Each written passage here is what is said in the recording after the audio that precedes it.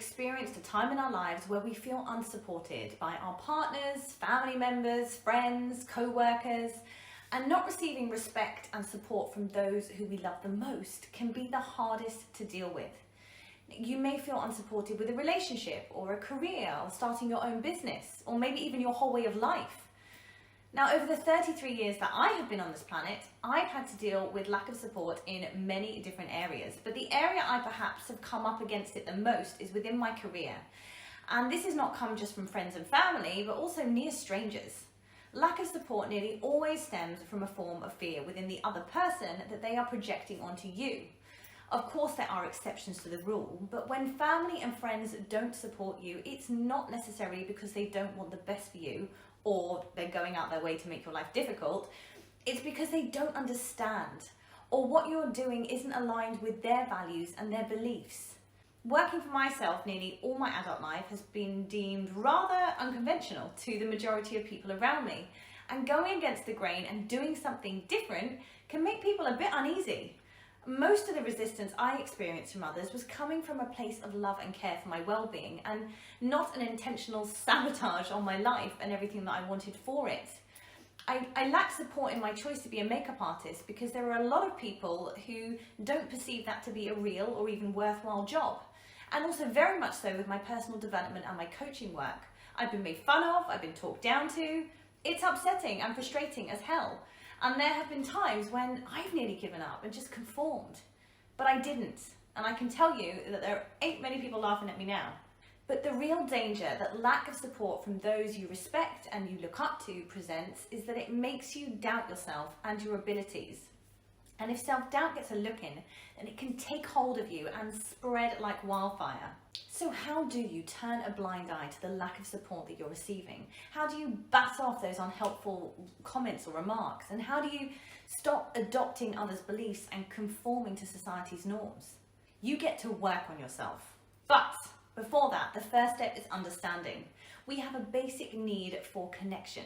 You will want to feel connected to others, and they will want to feel connected to you. And if you and the other person or people are not aligned in beliefs, then it's likely that a game of manipulation will ensue, and it works both ways. The trick is to not start playing this game at all. It just ends up in frustration, resentment, and full-blown rows. You need to keep perspective around it all. And a little exercise that may help you is to think about some of the things that you have preconceived ideas or beliefs about that other people may not believe the same or agree with you on. And if you can understand it within yourself, then it's easier to understand with others. And this is all about being open-minded. When you understand where people are coming from, then it's much easier to work out how to get them to where you want to get them to go. But don't try to educate people with words or by force. Instead, educate them by example. Lead by your actions, and they will come around.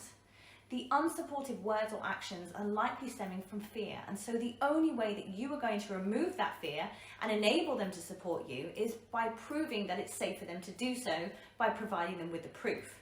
But hold on. That is going to be very difficult to do off your own back if you are surrounded by people who don't believe in you and your capabilities.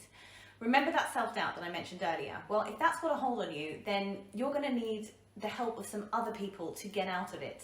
We can very easily adopt the beliefs of the people that we surround ourselves by. So if you're surrounded by people that don't support you and don't believe in you, then you're not going to get very far. You're going to give up. So you need to cultivate yourself a supportive network of people who are aligned with your passions and values and who have similar goals to you. This doesn't mean you need to drop your friends and family at all. You just need to look at the ratio of the people you are spending your time with.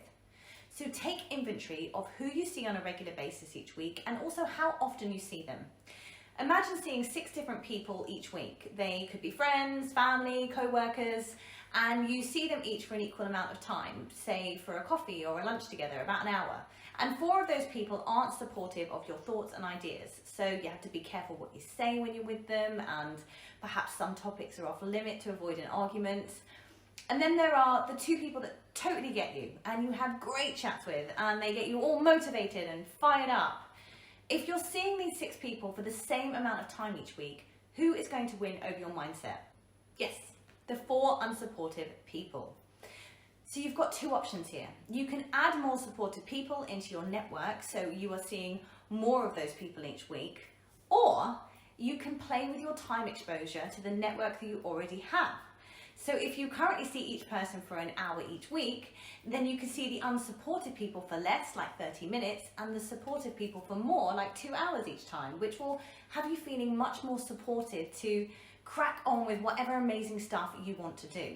When you break it down and you create a strategy around it, it's so much easier.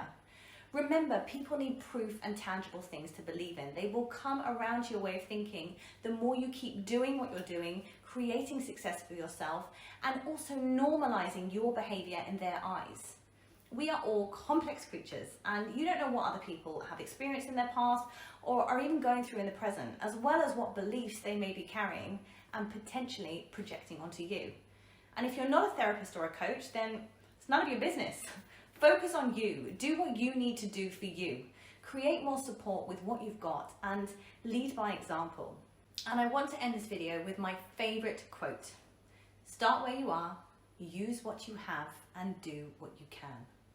Take care now, and I'll see you soon for more shares in the self-image, confidence, and lifestyle department.